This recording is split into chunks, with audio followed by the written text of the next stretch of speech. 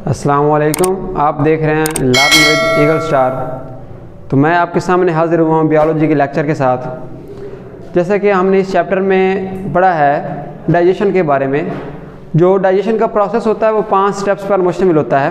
पहला इसमें होता है इंजेशन, जिसमें हम पार्टिकल्स को फूड को इनटेक करते हैं, जिस्म के अंदर ले जाते हैं थ्रू इंटरनल आर्गन्स। वो कोई भी हो सकता है, वो माउथ हो सकता है, मुख्तलिफ ऑर्गेनिज़म्स में मुख्तलिफ होते हैं वो। दूसरा उसमें आ जाता है डाइजेशन, जिस प्रोसेस के अंदर हमने लार्ज पार्टिकल को स्मॉल पार्टिकल्स के अंदर तोड़ना होता है। तीसरा स्टेप इसमें आ जाता है यूटिलाइजेशन, जिसमें वो जो पार्टिकल्स हमने तोड़े हैं उस एनर्जी को यूटिलाइज़ करना है। उसके बाद असिमिलेशन या एड्जॉर्प्शन है, और एंड पे है इजेशन। जो अनडाइजेस्टेड पार्टिकल्स होते हैं उन्हें जिस्म से बाहर निकालना होता है, जो कि एक्सटर्नल आर्गन के ज़रिए निकलते हैं, जो एनस के ज़रिए निकल सकते हैं। आज जिस ऑर्गेनिज़म की हम डाइजेशन पढ़ने जा रहे हैं वो है कॉकरोच। हमने आज पढ़ना है digestive system in cockroach, digestion in cockroach. ये आपके निसाब के हिसाब से बहुत ही इंपॉर्टेंट लॉन्ग क्वेश्चन है चैप्टर नंबर 12 का। साथ साथ बच्चे आपको हेडिंग्स बताता जाऊंगा, बुक सामने रखें और हेडिंग्स लगाते जाएं। पहले इसमें हेडिंग आती है डाइजेस्टिव सिस्टम ऑफ कॉकरोच, जिसमें डाइजेस्टिव सिस्टम ऑफ कॉकरोच के बारे में बताया गया है। आपने आपकी बुक पे सबसे जो पहली लाइन है आधी वो आपने शामिल करनी है, जिसमें बताया गया है कि कॉकरोच का डाइजेस्टिव सिस्टम ट्यूबुलर सिस्टम होता है, जो ट्यूब्स पर मुश्तमिल होता है, जिस तरह ह्यूमंस का होता है। इंसानों का डाइजेस्टिव सिस्टम भी ट्यूब्स पे ही मुश्तमिल होता है। उसके बाद आपकी जो बुक दी गई है उसके एंड वाला पैराग्राफ वो आपने ट्यूबुलर डाइजेस्टिव सिस्टम में लिखना है आपने, जिसमें ये बताया गया है कि कॉकरोच का डाइजेस्टिव सिस्टम है वो आर्गन्स पर मुश्तमिल होता है। स्पेशल आर्गन्स इसमें होते हैं, जिसके अंदर इंजेक्शन के लिए स्पेशल आर्गन होते हैं जैसे कि माउथ, और इंजेक्शन के लिए भी स्पेशल आर्गन होते हैं जैसा कि एनस, और इसके अंदर स्पेशलाइज्ड आर्गन होते हैं।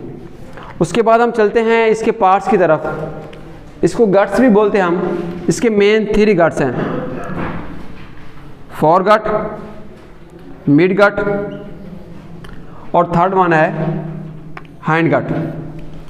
तो पहले हम चलेंगे फोर गट की तरफ। फोर का मतलब होता है सामने वाला, यानी पहले वाला।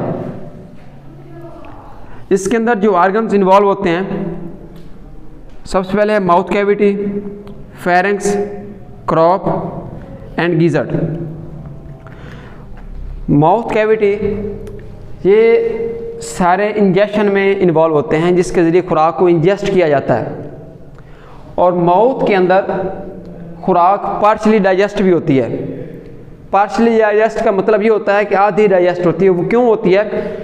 जो फेरेंक्स होता है इसके अंदर सलिवरी ग्लैंड्स होते हैं। सलाइवरी ग्लैंड्स जो सलाइवा सेक्रेट करते हैं, यानी जो सलाइवा होगा जिसे थूक कहते हैं, उनके अंदर सलाइवरी ग्लैंड्स होते हैं जो खुराक के अंदर आ जाते हैं।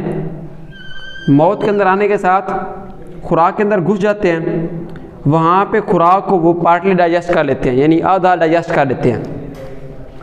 उसके बाद फेरेंक्स में जाएगी, क्रॉप में जाएगी, गिजर्ड में जाएगी। उसके बाद आता है आपका मिड गट। मिड जैसे कि नाम से ज़ाहिर है दरमियान वाला, सेंट्रल। इसके 2 पार्ट्स होते हैं मिड गट के।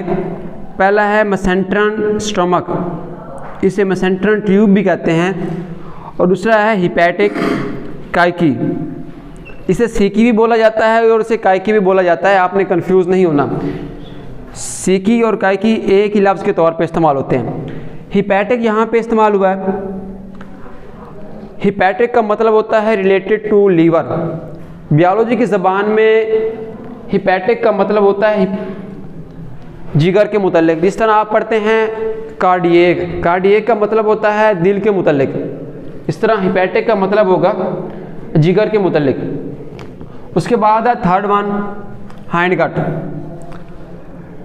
इसमें क्वाइल ट्यूब्यूल्स होती हैं। जिस तरह इंसान के अंदर मैदे के बाद लार्ज इंटेस्टाइन, स्मॉल इंटेस्टाइन आती हैं, इस तरह कॉकरोच के अंदर हिपैटिक सीकी के बाद हाइंड गट शुरू होता है ना, उसमें क्वाइल ट्यूब्यूल्स होती हैं, जिनमें इलियम, कोलोन मालपिजियन ट्यूब, ये सारी इन्वॉल्व होती है इसके अंदर। उसके बाद रेक्टम, एनस, यहाँ पे इसके पार्ट्स ख़त्म हो चुके हैं, यानी 3 पार्ट्स थे, फोरगट, मिडगट और हाइंड गट्स। ये सारे इन्वॉल्व होते हैं प्रोसेस ऑफ डाइजेशन में। अब चलते हैं हम इसके प्रोसेस के अंदर। जैसे कि शुरू में मैंने आपको बताया है कि जो प्रोसेस ऑफ डाइजेशन है वो मोस्टली ऑर्गेनिज्म के अंदर उसके 5 स्टेप होते हैं, लेकिन कॉकरोच के अंदर इधर 3 स्टेप्स होते हैं जो मैं अभी आपको एक्सप्लेन करूँगा। तो पहला जो इसका स्टेप है इंजेशन, यानी खुराक को इसमें इंजेस्ट करना है, टेक इन करना है। इसके अंदर खुराक को अंदर ले जाया जाता है और जो कॉकरोच होता है वो एनी टाइप ऑफ फूड को अपने अंदर इंटेक कर सकता है, यानी हर तरह की खुराक को वो इंटेक करने की सलाहियत रखता है। और वो इंजेक्शन होगी किसके ज़रिए? जिस तरह मैंने आपको पहले बताया कि फोरगट के ज़रिए होगी, यानी इसमें माउथ कैविटी है, वो खुराक को इंजेस्ट करेगी, टेक इन करेगी, खुराक को अंदर ले जाएगी। अब जब खुराक माउथ के अंदर जाती है वहाँ पे एंजाइम खारिज होता है, सलाइवा हाइड्रोलाइज। ये एंजाइम होता है जिसने सलाइवा की मौजूदगी में खुराक की डाइजेशन करनी होती है, खुराक की तोड़ फोड़ करनी होती है। अब वो आता कहाँ से है? वो थोरैक्स रीजन होती है कॉकरोच की, सीने की खला जिसे हम बोलते हैं। थोरैक्स रीजन से वो एंजाइम निकलता है, माउथ कैविटी के अंदर आ जाता है, जहाँ पे खुराक की पार्शली डाइजेशन होती है। खुराक को आधा डाइजेस्ट कर लिया जाता है माउथ के अंदर। जब खुराक आधी डाइजेस्ट हो जाती है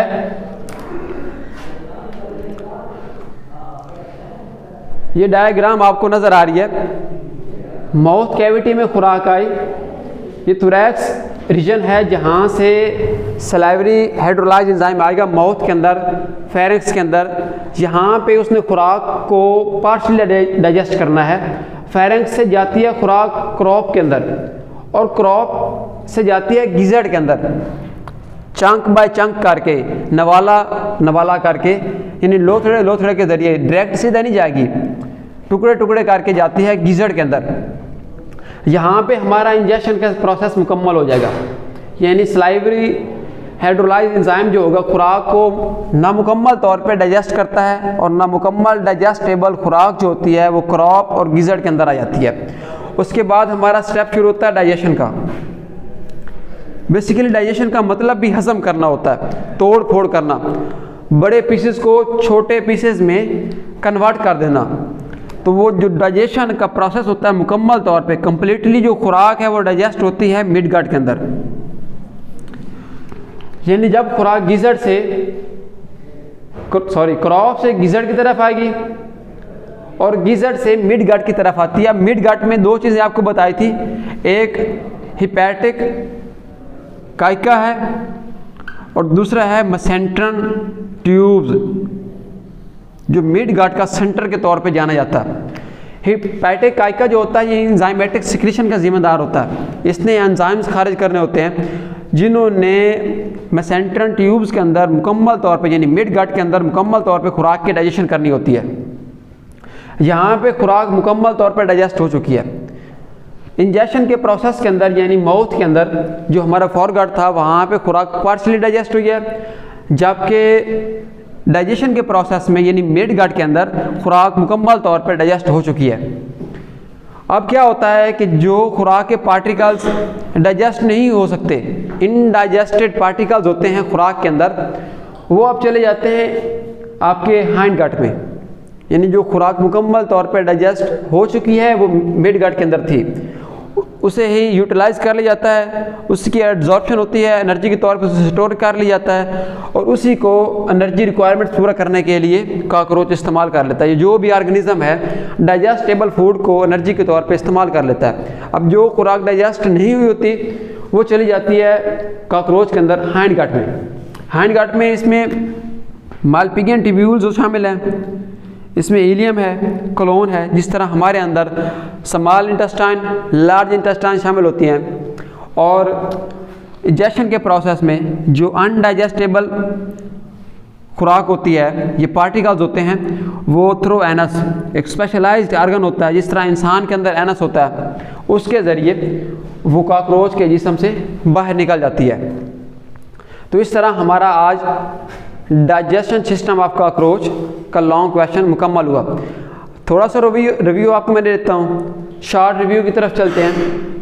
जैसा कि मैंने आपको शुरू में बताया है कि ये बहुत ही इंपॉर्टेंट लॉन्ग क्वेश्चन है, आपने इस पे कंप्रोमाइज़ बिल्कुल नहीं करना कि आप फलां हेडिंग छोड़ दें, फलां स्किप कर दें।